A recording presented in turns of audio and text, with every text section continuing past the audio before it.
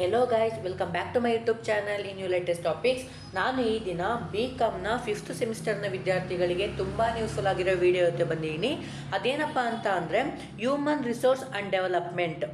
ಓಕೆನಾ, human resource development ಅಂತ ಅಂದರೆ ನೀವು HRD ಅಂತ ಏನು ಕರಿತೀರಲ್ವಾ, ಸೊ ಆ ಪೇಪರ್ನ ಬಗ್ಗೆ ಅಂದರೆ ಪ್ರೀವಿಯಸ್ ಇಯರ್ ಕ್ವಶನ್ ಪೇಪರ್ನ ಬಗ್ಗೆ ತಿಳಿಸ್ಕೊಡೋಕ್ಕೆ ಬಂದಿದ್ದೀನಿ. ಸೊ ನೋಡಿ ಗೈಸ್, ಮೊದಲನೇದಾಗಿ ಇದು ಫಿಫ್ತ್ ಸೆಮಿಸ್ಟರ್ನ ತುಮಕೂರು ಯೂನಿವರ್ಸಿಟಿಯ ಪ್ರೀವಿಯಸ್ ಇಯರ್ ಕ್ವಶನ್ ಪೇಪರ್ ಆಗಿರುವಂಥದ್ದು. ಅಂದರೆ ನಿಮ್ಮ ಫೆಬ್ರವರಿ ಮತ್ತು ಮಾರ್ಚ್ 2024 ನಿಮ್ಮ ಸೀನಿಯರ್ ಬರೆದಿರುವಂಥ ಪೇಪರ್ ಇದು. ಸೊ ಇದ್ರ ಬಗ್ಗೆ ತಿಳ್ಕೊಳ್ಳೋಣ ಬನ್ನಿ. ಸೊ ಇದ್ರ ಬಗ್ಗೆ ತಿಳ್ಕೊಳ್ಳೋಕ್ಕಿಂತ ಮುಂಚೆ ನಮ್ಮ ಚಾನಲ್ನ ಸಬ್ಸ್ಕ್ರೈಬ್ ಮಾಡ್ಕೊಂಡಿಲ್ಲ ತಪ್ಪದೇ ಸಬ್ಸ್ಕ್ರೈಬ್ ಮಾಡಿಕೊಂಡು ಸೊ ನಿಮ್ಮ ಫ್ರೆಂಡ್ಗಳು ಆದಷ್ಟು ಶೇರ್ ಮಾಡಿ, ಇನ್ಫಾರ್ಮೇಷನ್ ಸಿಗಲಿ ಮತ್ತು ನೋಟಿಫಿಕೇಷನ್ ಆನ್ ಮಾಡ್ಕೊಳ್ಳಿ. ನಾನು ಇನ್ನು ಮುಂದೆ ಮಾಡೋ ಹೊಸ ವಿಡಿಯೋಗಳು ನಿಮಗೆ ನೋಟಿಫಿಕೇಷನ್ ಮೂಲಕ ಬಂದು ತಲುಪುತ್ತೆ ಅಂತ ಹೇಳ್ತಾ ಬನ್ನಿ ಗೈಸ್, ಈ ವಿಡಿಯೋ ಶುರು ಮಾಡೋಣ. ಸೊ ಮೊದಲನೇದಾಗಿ ನೋಡೋದಾದರೆ ಹ್ಯೂಮನ್ ರಿಸೋರ್ಸ್ ಡೆವಲಪ್ಮೆಂಟ್ ಅಂತ ಅಂದರೆ HRD. ಸೊ ನಿಮಗೆ ಕ್ವಶನ್ ಪೇಪರ್ ಪ್ಯಾಟ್ರನ್ ಗೊತ್ತಿದೆ ಅಂತ ಅನ್ಕೋತೀನಿ. ಏನಪ್ಪ ಅಂತ ಅಂದರೆ MCQ questions so full attend ಮಾಡಬೇಕಾಗುತ್ತೆ. ಇನ್ನು 2 marks 4 marks 12 marks so 5 question ಕೊಟ್ಟಿರ್ತಾರೆ. ಅದರಲ್ಲಿ 3 ಕ್ವಶನ್ನ ಕಂಪಲ್ಸರಿ ಅಟೆಂಡ್ ಮಾಡಬೇಕಾಗುತ್ತೆ. ಸೊ ಅದರಲ್ಲಿ ಮೊದಲನೇದಾಗಿ MCQ ಕ್ವಶನ್ ಅಂತ ನೋಡೋದಾದರೆ ಫಸ್ಟ್ನೇ MCQ ಕ್ವಶನ್ನ ನೋಡೋಣ ಬನ್ನಿ.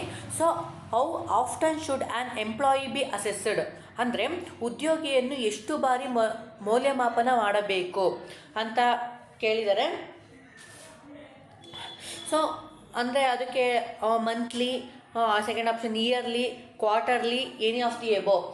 ಅದಕ್ಕೆ ಆನ್ಸರ್ ಬಂದ್ಬಿಟ್ಟು ಎನಿ ಆಫ್ ದಿ ಎಬೋ. ಅವನ್ನ ಯಾವಾಗ ಬೇಕಾದ್ರೂ ಎಕ್ಸಾಮಿನೇಷನ್ ಮಾಡ್ಬೋದು, ಅವನ್ನ ಮೌಲ್ಯಮಾಪನ ಮಾಡ್ಬೋದು ಅನ್ನೋದನ್ನು ಇಲ್ಲಿ ತಿಳಿಸ್ಕೊಡಲಾಗುತ್ತೆ. ಸೊ ಅದು ಎನಿ ಆಫ್ ದಿ ಎಬೋ, ಎಷ್ಟು ಸರಿ ಬೇಕಾದ್ರೂ ಯಾವಾಗ ಬೇಕಾದ್ರೂ ಅವನ್ನ ಎಂಪ್ಲಾಯಿನ ಅಸೆಸ್ ಮಾಡ್ಬೋದು. ಇನ್ನು ನೆಕ್ಸ್ಟ್ ಕ್ವಶನ್ ನೋಡೋದಾದರೆ HRD professionals should continuously exchange.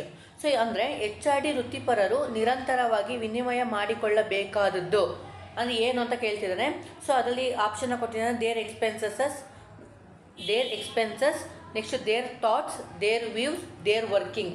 So ಇದಕ್ಕೆ ಆನ್ಸರ್ ನೋಡೋದಾದರೆ ದೇರ್ ಥಾಟ್ಸ್ ಇದಕ್ಕೆ ಆನ್ಸರ್ ಆಗಿರುವಂಥದ್ದು. ಇನ್ನು ನೆಕ್ಸ್ಟು ಕ್ವಶನ್ ನೋಡೋದಾದರೆ ನೋಡಿ, organisation as to offer their employees to ಅಂದರೆ ಸಂಸ್ಥೆಯು ತಮ್ಮ ಉದ್ಯೋಗಿಗಳಿಗೆ ಡ್ಯಾಶ್ ನೀಡಬೇಕಾಗಿದೆ. ಅಂದರೆ continuous learn and develop, next training, one time learning, none of the above. ಅಂದರೆ ಇದಕ್ಕೆ ಆನ್ಸರ್ ಬಂದುಬಿಟ್ಟು ಅವನ್ನ ಕಂಟಿನ್ಯೂಯಸ್ ಆಗಿ ಕಲಿಬೇಕು, ಅವನ್ನ ಡೆವಲಪ್ ಮಾಡ್ತಾ ಇರಬೇಕು. ಆ ಕಂಪ್ನಿನ ಉದ್ಧಾರ ಮಾಡಬೇಕು ಅಂದರೆ ಎಂಪ್ಲಾಯಿ ಅವನಿಗೆ ಕಂಟಿನ್ಯೂಯಸ್ ಆಗಿ ಲರ್ನ್ ಮತ್ತು ಡೆವಲಪ್ನ ಮಾಡ್ತಾಯಿದ್ರೆ ಸೊ ಅವನು ಉದ್ಧಾರ ಆಗ್ತಾನೆ ಮತ್ತು ಆ ಕಂಪ್ನಿಯು ಸಹ ಉದ್ಧಾರ ಆಗುತ್ತೆ. ಸೊ ಅದನ್ನು ಇಲ್ಲಿ ತಿಳಿಸ್ತಾರೆ, ನಿರಂತರ ಕಲಿಕೆ ಮತ್ತು ಅಭಿವೃದ್ಧಿ. ಸೊ ಇದಕ್ಕೆ ಆನ್ಸರ್ ಆಗಿರುವಂಥದ್ದು. ಇನ್ನು ನೆಕ್ಸ್ಟ್ ಕ್ವಶನ್ ನೋಡೋದಾದರೆ ನೋಡಿ, establishing performance standards are necessary for dash ಅಂತ ಹೇಳಿದ್ದಾನೆ. ಅಂದರೆ ಕಾರ್ಯಕ್ಷಮತೆಯ ಮಾನದಂಡಗಳನ್ನು ಸ್ಥಾಪಿಸುವುದು ಅವಶ್ಯಕ. ಯಾಕೆ? ಸೊ ಅದನ್ನು ನೋಡಿ, first option appraisal process, second option performance process, options ಮೂರನೇದು discuss performance, next none of the above. So ಇದಕ್ಕೆ ಆನ್ಸರ್ ನೋಡೋದಾದರೆ ಡಿ ಅಲ್ವಾ, ಅಪ್ಪರೈಸಲ್ ಪ್ರೋಸೆಸ್ಸು ಇದಕ್ಕೆ ಆನ್ಸರ್ ಆಗಿರುತ್ತೆ. ಅಂದರೆ ಮೌಲ್ಯಮಾಪನ ಪ್ರಕ್ರಿಯೆ ಇದಕ್ಕೆ ಆನ್ಸರ್ ಆಗಿರುವಂಥದ್ದು. ಇನ್ನು ನೆಕ್ಸ್ಟ್ ಕ್ವಶನ್ ನೋಡೋದಾದರೆ ನೋಡಿ, a major goal of HRD efforts includes all excepts ಅಂದರೆ HRD ಪ್ರಯತ್ನಗಳ ಪ್ರಮುಖ ಗುರಿಯು ಹೊರತುಪಡಿಸಿ ಎಲ್ಲವನ್ನು ಒಳಗೊಂಡಿದೆ. ಅಂದರೆ ಯಾವುದನ್ನು ಹೊರತುಪಡಿಸಿ ಅಂತ ಕೇಳ್ತಿದ್ದಾರೆ ನೋಡಿ, stay within the budget, help employees attain their goals, next ಮೂರನೇದು ಇಂಪ್ರೂವ್ ಆರ್ಗನೈಸೇಷನಲ್ ಪರ್ಫಾರ್ಮೆನ್ಸು, ನೆಕ್ಸ್ಟು ನಾಲ್ಕನೇದು ಚಾರ್ಜ್ ಎಂಪ್ಲಾಯಿ ಬಿಹೇವಿಯರು. ಸೊ ಇದಕ್ಕೆ ಆನ್ಸರ್ ನೋಡೋದಾದರೆ ಸ್ಟೇ ವಿತ್ ಇನ್ ಬಜೆಟ್ ಅಂತ ಹೇಳ್ತೀವಿ. ಅಂದರೆ ಬಜೆಟ್ ಒಳಗೆ ಇರುವುದನ್ನು ನಾವು ಪ್ರಮುಖ ಗುರಿಯನ್ನು ಹೊರತುಪಡಿಸಿ ಅಂತ ಹೇಳ್ತೀವಿ ಅಷ್ಟೇ. Stay within the budget ಇದಕ್ಕೆ ಆನ್ಸರ್ ಆಗಿರುತ್ತೆ. ಇನ್ನು ನೆಕ್ಸ್ಟ್ ಕ್ವಶನ್ ನೋಡೋದಾದರೆ MCQ question, last question. So ನೋಡಿ, dash is a process of identifying and developing new leaders to replace old leaders when their leave or retire ಅಲ್ವಾ. So ಇದಕ್ಕೆ ಅಂದರೆ dash ಎನ್ನುವುದು ಹಳೆಯ ನಾಯಕರನ್ನು ತೊರೆದಾಗ ಅಥವಾ ನಿವೃತ್ತಿಯಾದಾಗ ಅವರನ್ನು ಬದಲಿಸಲು ಹೊಸ ನಾಯಕರನ್ನು ಗುರುತಿಸುವ ಮತ್ತು ಅಭಿವೃದ್ಧಿಪಡಿಸುವ ಪ್ರಕ್ರಿಯೆ ಇದಾಗಿದೆ ಅಂತ ಹೇಳಿದ್ದಾನೆ. ಸೊ ಅದಕ್ಕೆ ಆಪ್ಷನ್ ಕೊಟ್ಟಿದ್ದಾರೆ ನೋಡಿ. So leadership planning, okay, succession deed, succession planning, next career planning. ಇದಕ್ಕೆ ಆನ್ಸರ್ ಬಂದ್ಬಿಟ್ಟು ಮೂರನೇದು ಸಕ್ಸೆಷನ್ ಪ್ಲಾನಿಂಗ್ ಆಗಿರುತ್ತೆ, ಅಂದರೆ ಉತ್ತರಾಧಿಕಾರ ಯೋಜನೆ ಇದಕ್ಕೆ ಆನ್ಸರ್ ಆಗಿರುವಂಥದ್ದು. ಇದು ನಮಗೆ MCQ ಕ್ವಶನ್ ಆಯಿತು. ಅದೇ ರೀತಿ 2 ಮಾರ್ಕ್ಸಿಗೆ ಯಾವ ಥರ ಕ್ವಶನ್ ಕೇಳ್ತಾರೆ ಬ್ರೋ ಅನ್ನೋದಾದರೆ ಈ ಥರ ಕೇಳ್ಬೋದು, ಇದು ಮಾಡೆಲ್ ನೀವು ಅಂತ ತಿಳ್ಕೊಬೋದು. ಬಟ್ ಅದೇ ರೀತಿ ನಿಮಗೆ ಇಂಪಾರ್ಟೆಂಟ್ ಆಗಿರುವಂಥದ್ದು ನಾನು ಸಜೆಸ್ಟ್ ಮಾಡುವಂಥದ್ದು 5 ಚಾಪ್ಟರಲ್ಲಿ ಅಟ್ಲೀಸ್ಟ್ 3 ಚಾಪ್ಟರ್ನ ನೀವು ಕಂಪ್ಲೀಟ್ ಓದಿದ್ರೆ, ಸೊ ಅಂದರೆ 3 ಚಾಪ್ಟರ್ನ ಕಂಪ್ಲೀಟ್ ಓದಿದ್ರೆ ನೀವು ಆರಾಮಾಗಿ ಸ್ಕೋರ್ ಮಾಡ್ಬೋದು. ಸೊ ಈ 5 ಕ್ವಶನಲ್ಲಿ 3 ಕ್ವಶನ್ನ ಕಂಪಲ್ಸರಿ ಅಟೆಂಡ್ ಮಾಡಬೇಕಲ್ವಾ. ಪ್ರತಿಯೊಂದು ಚಾಪ್ಟರಲ್ಲೂ ಒಂದೊಂದು ಕ್ವಶನ್ ಅಂತ ಕೊಟ್ಟಿರ್ತಾನೆ, ಸೊ ಅಲ್ಲಿ ನಿಮಗೆ ಬ್ಯಾಲೆನ್ಸ್ ಆಗುತ್ತೆ. ಸೊ ಬನ್ನಿ ಗೈಸ್, 2 ಮಾರ್ಕ್ಸಿಗೆ ನೋಡೋದಾದರೆ what do you mean by career management ಅಂದರೆ ವೃತ್ತಿ ನಿರ್ವಹಣೆ ಎಂದರೇನು. ಇಲ್ಲಿ ಕೆರಿಯರ್ ಮ್ಯಾನೇಜ್ಮೆಂಟ್ನ ಮೀನಿಂಗ್ನ ಬರೆದ್ರೆ ಸಾಕಾಗುತ್ತೆ. ಇನ್ನು ನೆಕ್ಸ್ಟ್ ಕ್ವಶನ್ ನೋಡೋದಾದರೆ ಡಿಫೈನ್ ಇ ಲರ್ನಿಂಗ್ ಪ್ಲಾಟ್ಫಾರ್ಮ್ಸ್ ಅಂದರೆ ಈ ಕಲಿಕೆ ವೇದಿಕೆಯನ್ನು ವ್ಯಾಖ್ಯಾನಿಸಿ. ಅಂದರೆ ಇಲ್ಲಿ ಇ ಲರ್ನಿಂಗ್ ಪ್ಲಾಟ್ಫಾರ್ಮ್ ಅಂತ ಡೆಫಿನೇಷನ್ನ ನೀವು ಇಲ್ಲಿ ಬರಿಬೇಕಾಗುತ್ತೆ. ಇದು ಇದು ತುಂಬಾ ಇಂಪಾರ್ಟೆಂಟ್, ಓಕೆನಾ. ಅಂದರೆ ಇಲ್ಲಿ ನೀವು ಬರೀ ಮೀನಿಂಗ್ನ ಬರೆದ್ಬಿಟ್ಟು ಡೆಫಿನೇಷನ್ ಬರಿತೀವಾ, ಹಾಗಲ್ಲ. ಯಾಕೆಂದರೆ ಆ ಥರ ನೇಮ್ನ ಸೇರಿಸಿ ಬರೆಯೋದ್ರಿಂದ ನೀವು ಡೆಫಿನೇಷನ್ ಓದ್ಕೊಂಡ್ರೆ ಮೀನಿಂಗು ಸಹ ಆಗುತ್ತೆ. ಸೊ ಡೆಫಿನೇಷನ್ ಬರಿಬೇಕಾಗುತ್ತೆ. Next what do you mean by strategic planning ಅಂದರೆ ಸ್ಟ್ರಾಟಜಿಕ್ ಪ್ಲಾನಿಂಗ್ನ ಮೀನಿಂಗ್ ಅಂದರೆ ಕಾರ್ಯತಂತ್ರದ ಯೋಜನೆ ಎಂದರೇನು. ಅಂದರೆ ಸ್ಟ್ರಾಟಜಿಕ್ ಪ್ಲಾನಿಂಗ್ನ ಮೀನಿಂಗ್ನ ಇಲ್ಲಿ ಬರೀಬೇಕಾಗುತ್ತೆ. ಇನ್ನು ನೆಕ್ಸ್ಟ್ ಕ್ವಶನ್ ನೋಡೋದಾದರೆ so what do you mean by flexibility ಅಂದರೆ ಫ್ಲೆಕ್ಸಿಬಿಲಿಟಿ ಮೀನಿಂಗ್ ಅಂದರೆ ನಮ್ಯತೆ ಎಂದರೇನು. ಫ್ಲೆಕ್ಸಿಬಿಲಿಟಿ ಮೀನಿಂಗ್ನ ಇಲ್ಲಿ ಬರೀಬೇಕಾಗುತ್ತೆ.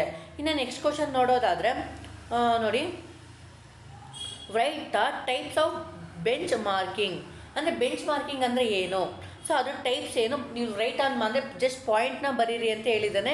2 ರಿಂದ 3 ಇಲ್ಲ 4 2 to 4ನ ಬರೀಬೇಕಾಗುತ್ತೆ. ಸೊ ನಿಮಗೆ ಇನ್ನೂ ಚೆನ್ನಾಗಿ ಸ್ಕೋರ್ ಆಗಬೇಕು ಅಂತಂದರೆ ಬೆಂಚ್ ಮಾರ್ಕಿಂಗ್ನ ಮೀನಿಂಗ್ನ ಬರೆದು ಅನಂತರ ಟೈಪ್ಸ್ನ ಬರೆದ್ರೆ ಸಾಕಾಗುತ್ತೆ, ಎಕ್ಸ್ಪ್ಲನೇಷನ್ ಬೇಕಾಗಿರೋದಿಲ್ಲ.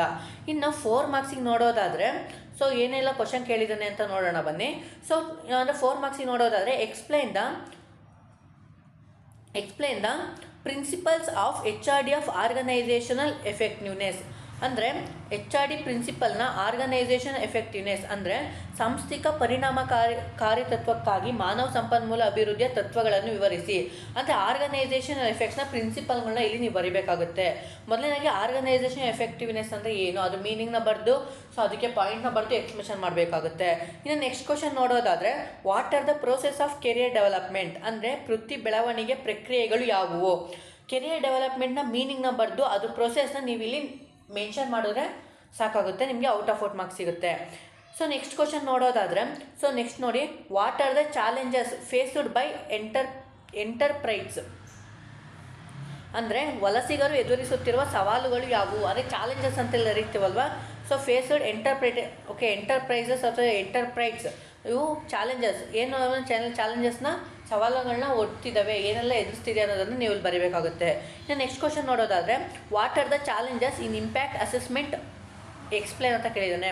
ಇಂಪ್ಯಾಕ್ಟ್ ಅಸೆಸ್ಮೆಂಟ್ ಅಂತ ಇರುವಂಥದ್ದು ಇಂಪ್ಯಾಕ್ಟ್ ಅಸೆಸ್ಮೆಂಟು ಯಾವ ರೀತಿ ಚಾಲೆಂಜಸ್ ಇದೆ ಅನ್ನೋದನ್ನು ನೀವು ಇಲ್ಲಿ ತಿಳಿಸ್ಕೊಡಿ. ನೋಡಿ, ಪರಿಣಾಮ ಮೌಲ್ಯಮಾಪನದಲ್ಲಿರೋ ಸವಾಲುಗಳು ಯಾವುವು ಅದನ್ನು ವಿವರಿಸಿ ಅಂತ ಹೇಳಿದ್ದಾರೆ. ಇದು ಎಕ್ಸ್ಪ್ಲೇನ್ ಸಹ ಮಾಡಬೇಕಾಗುತ್ತೆ. ಇನ್ನು ನೆಕ್ಸ್ಟ್ ಕ್ವಶನ್ ನೋಡೋದಾದರೆ explain the briefly the method in HRD counselling ಅಂದರೆ HRD ಕೌನ್ಸಿಲಿಂಗ್ನ ಮೆಥಡ್ಗಳು ಯಾವ್ಯಾವು ಅವನ್ನು ಸಂಪೂರ್ಣವಾಗಿ ಬ್ರೀಫ್ಲಿಯಾಗಿ ಎಕ್ಸ್ಪ್ಲೇನ್ ಮಾಡಿ ಅಂತ ಹೇಳಿದ್ದಾನೆ.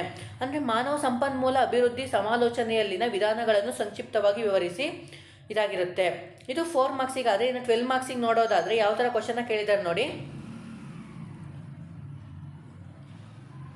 ನೋಡಿ first question explain the functions of HRD ಅಂದರೆ ಮಾನವ ಸಂಪನ್ಮೂಲ ಅಭಿವೃದ್ಧಿಯ ಕಾರ್ಯಗಳನ್ನು ವಿವರಿಸಿ ಅಂತ ಕೇಳಿದ್ದಾನೆ. ಅಂದರೆ ಫಂಕ್ಷನ್ಸ್ ಆಫ್ HRD ಅಂದರೆ ಹ್ಯೂಮನ್ ರಿಸೋರ್ಸ್ ಡೆವಲಪ್ಮೆಂಟ್ ಅಂತ ಬರುತ್ತಲ್ವಾ, ಅದ್ರ ಫಂಕ್ಷನ್ಸ್ನ ನೀವಿಲ್ಲಿ ಬರೀಬೇಕಾಗುತ್ತೆ. ಅಂದರೆ ಯಾವ ಥರ ಬರೀಬೇಕು ಅಂದರೆ ಮೊದಲು ಮೀನಿಂಗ್ನ ಬರೀತೀರಾ, ಅನಂತರ ಫಂಕ್ಷನ್ಸ್ನ ಪಾಯಿಂಟ್ಸ್ನ ಬರೀತೀರಾ. ಸೊ ಪಾಯಿಂಟ್ಸ್ನ ಬರೆದು ನೀವು ಎಕ್ಸ್ಪ್ಲೇನ್ ಮಾಡಿದ್ರೆ ನಿಮಗೆ 12ಕ್ಕೆ 12 ಸಹ ಮಾರ್ಕ್ಸ್ ಸಿಗುತ್ತೆ. ಬಟ್ ಎಕ್ಸ್ಪ್ಲನೇಷನ್ನು ಕರೆಕ್ಟಾಗಿರಬೇಕಾಗುತ್ತೆ. ನೆಕ್ಸ್ಟ್ ನೋಡೋದಾದರೆ what do you mean by HRD model. Next write the significance of HRD model. ಮೊದಲನೇದಾಗಿ HRD ಮಾಡೆಲ್ನ ಮೀನಿಂಗ್ ಬರೆದು ಅದ್ರ ಸಿಗ್ನಿಫಿಕೆನ್ಸ್ ಅಂದರೆ ಅದನ್ನು ಇಂಪಾರ್ಟೆನ್ಸ್ ನೀವಿಲ್ಲಿ ಬ್ರೀಫ್ಲಿಯಾಗಿ ಅಂದರೆ ಬರೀಬೇಕಾಗಿರುವಂಥದ್ದು. ಅಂದರೆ HRD ಮಾಡೆಲ್ ಅಂದರೆ ಮಾನವ ಸಂಪನ್ಮೂಲ ಅಭಿವೃದ್ಧಿ ಮಾದರಿ ಎಂದರೇನು ಮೀನಿಂಗ್. ನೆಕ್ಸ್ಟ್ ಮಾನವ ಸಂಪನ್ಮೂಲ ಅಭಿವೃದ್ಧಿಯ ಮಾದರಿಯ ಮಹತ್ವವನ್ನು ಬರೆಯಿರಿ ಅಂತ ಹೇಳಿದ್ದಾನೆ. ಇನ್ನು ನೆಕ್ಸ್ಟ್ ಕ್ವಶನ್ ನೋಡೋದಾದರೆ ನೋಡಿ ಈ ರೀತಿ ಇದೆ. Next question write the strategies and challenges in workforce realignment ಅಂದರೆ ವರ್ಕ್ಫೋರ್ಸ್ ರೀಅಲೈನ್ಮೆಂಟ್ನ ಚಾಲೆಂಜಸ್ ಏನೇನು ಮತ್ತು ಸ್ಟ್ರಾಟಜಿಕ್ ಏನೇನು ಅಂದರೆ ಕಾರ್ಯಪಡೆಯ ಮರು ಜೋಡಣೆಯಲ್ಲಿನ ತಂತ್ರಗಳು ಮತ್ತು ಸವಾಲುಗಳನ್ನು ಬರೆಯಿರಿ ಅಂತ ಇದೆ ಅಲ್ವಾ.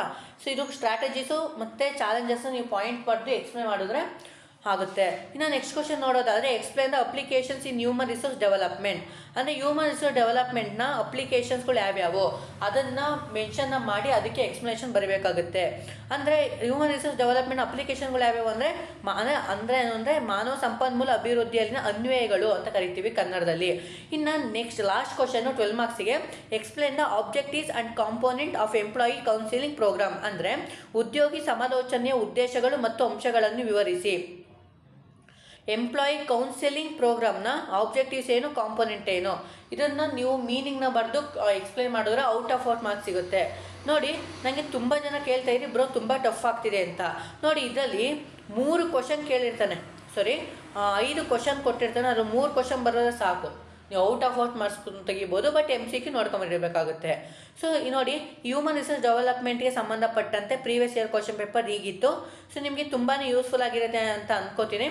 ಸೊ ಇನ್ನು ನೆಕ್ಸ್ಟ್ ವೀಡಿಯೋದಲ್ಲಿ RM ಅಂದರೆ ರೀಟೇಲ್ ಮ್ಯಾನೇಜ್ಮೆಂಟ್ ಅಂತ ಇತ್ತಲ್ವ, ಅದ್ರ ಬಗ್ಗೆ ನಿಮಗೆ ತಿಳಿಸ್ಕೊಡ್ತೀನಿ ಅಂತ ಹೇಳ್ತಾ, ಮತ್ತು ಅದೇ ರೀತಿ ಈ ವಿಡಿಯೋ ಒಂದು ಲೈಕ್ ಮಾಡಿ ಮತ್ತು ನಿಮ್ಮ ಫ್ರೆಂಡ್ಗಳಿಗೂ ಆದಷ್ಟು ಶೇರ್ ಮಾಡಿ, ಮತ್ತು ಏನಾದರೂ ಡೌಟ್ ಬಂದರೆ ಇದೇ ಚಾನಲ್ನಲ್ಲಿ ಕಾಮೆಂಟ್ ಮಾಡಿ ಅಂತ ಹೇಳ್ತಾ, thank you guys. See you ಮತ್ತೊಂದು ವಿಡಿಯೋಲಿ ಸಿಗುವ.